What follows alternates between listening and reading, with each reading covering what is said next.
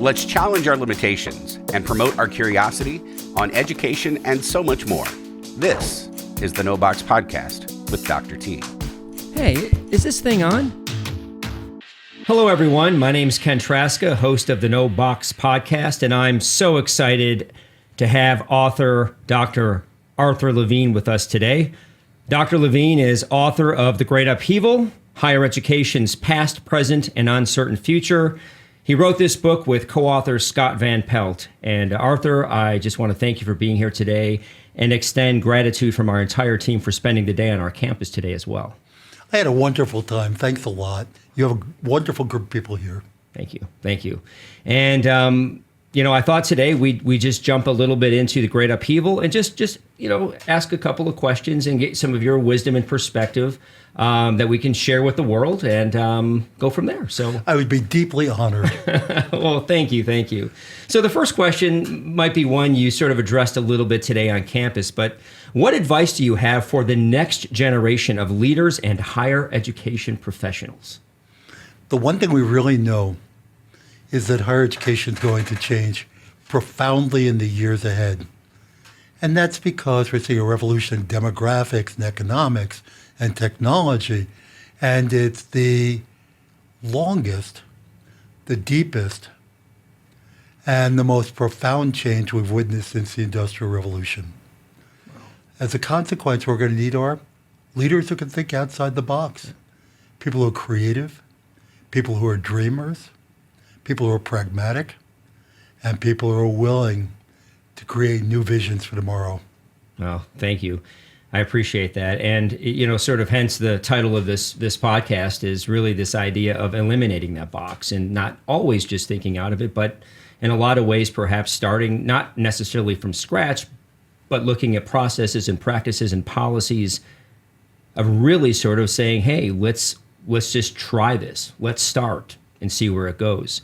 Kind of leads to this next question, which we talked a little bit about today. And this is an area that Lewis and Clark is really starting to gain some momentum around, and that's competency-based education.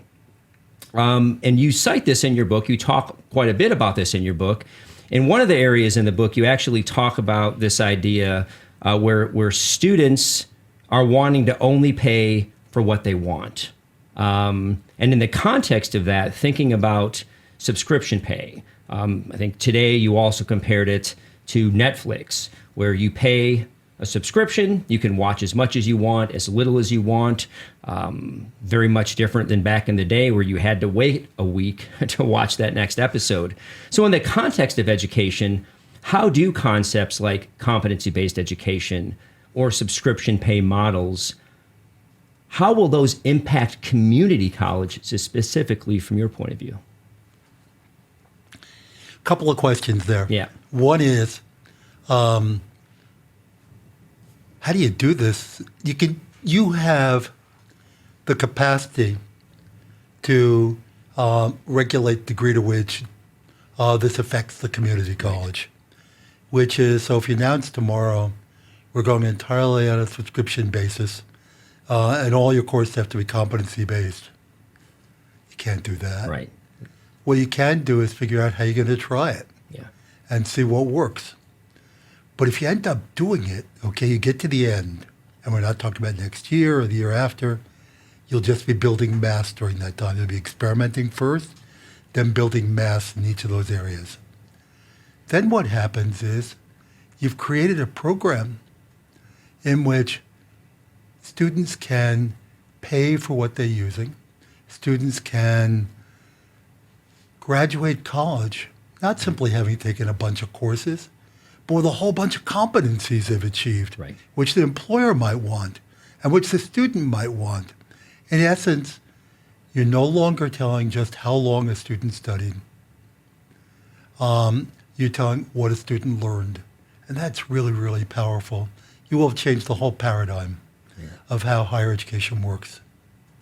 And I'd like to think, and perhaps saying this in a very bold way, but I'd like to look at Lewis and Clark as truly becoming, if not already along that pathway of being a leader in this space.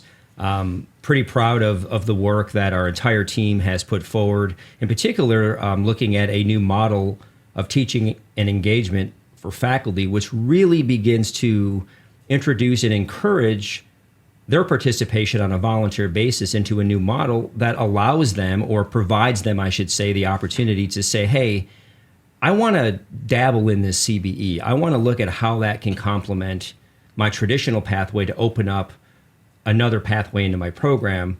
Or as we often talk about on campus, really looking at ways in which we can add more on and off ramps into our programs to better meet the needs of students.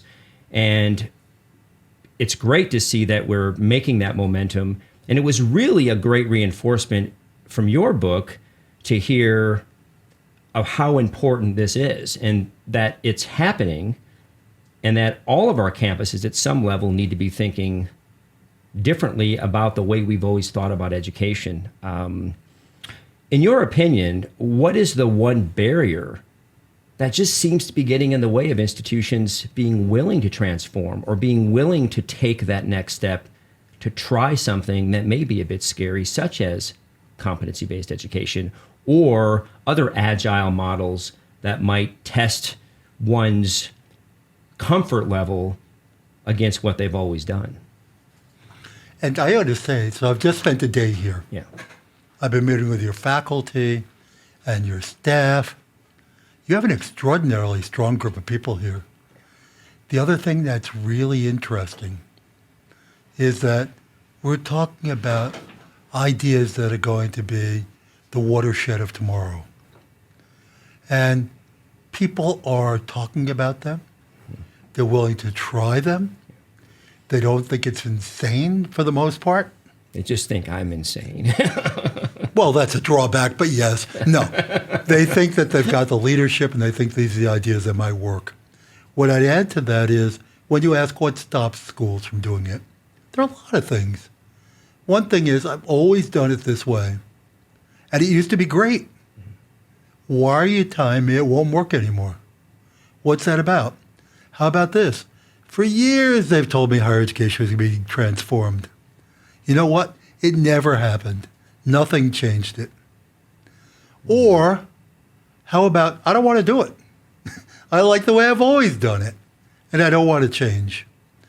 In essence, what happens is people don't believe how broad scale the change is going to be. What we're talking about is sort of the climate change of higher education. That's really what we're about to undergo. And you can deny it, and you can claim it's ideological, or it has no potency. Right. But the reality is it's coming. And institutions that don't move will be penalized for that. Thank you. Maybe a final question is, if you could leave the audience with a bit of advice on 3 parts to this.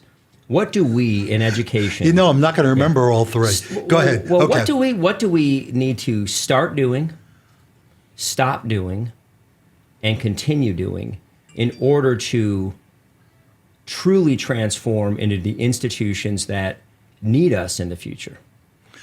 Actually, to tell you the truth, you need to answer that question, not me. What I'm going to say is, we have an old model that was built for an industrial society. And it was really, really good. Yeah. We don't live in that society anymore. We're going to live in a global, not a national. We're going to live in a digital, not an industrial. Right. We're going to live in a world in which we're going to live in a knowledge economy and not an industrial economy. Right. And the organizations, the institutions, and ways of doing things are going to need to change to fit the new society.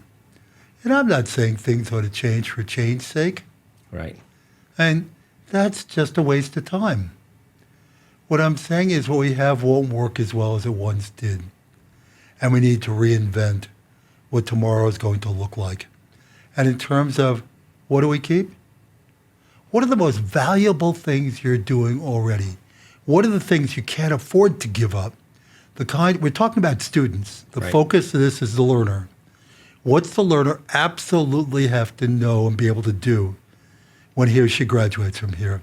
In terms of what ought to change, anything that doesn't advance that learner's knowledge and skills, And finally, I've forgotten what third ingredient is, but I'm sure you ought to do something with that as well. Yeah. I think to sort of take you up on that, the last piece is continue, and I think, in my opinion, and what I see with our team and what I see with teams outside of our own campus, even embedded within the community, organizations, et cetera, is I think continuing to have an open-mindedness to failing a little bit. That's a great way to put it, I think. And always keep that student at the center of the narrative, at the center of the conversation. So, yeah, we get penalized for failing too often. right. And what we're doing now is we're inventing. Yes. Thomas Edison didn't nail the light bulb the first time out. Right. And Great we're going to have to point. keep trying until we get it right. Right. And yeah, being given permission to fail is important. What's also important is let's fail fast Yes. and then lift it. try again. Yes. So I'll leave you with the final word. What's your final nugget of wisdom for the world out there? Perhaps even a little bit of that wisdom being, what do you leave us with today, leaving campus, as we move forward, in this work? Don't eat green bananas. Thank you so much. In all seriousness, it's been a delight to have you on campus today, sir. I think you've not only opened up minds, but you have helped begin to spin some wheels in individuals' minds who may have been those individuals sort of in the corner saying, I'm interested and curious about this, but at the same time, I'm not sure.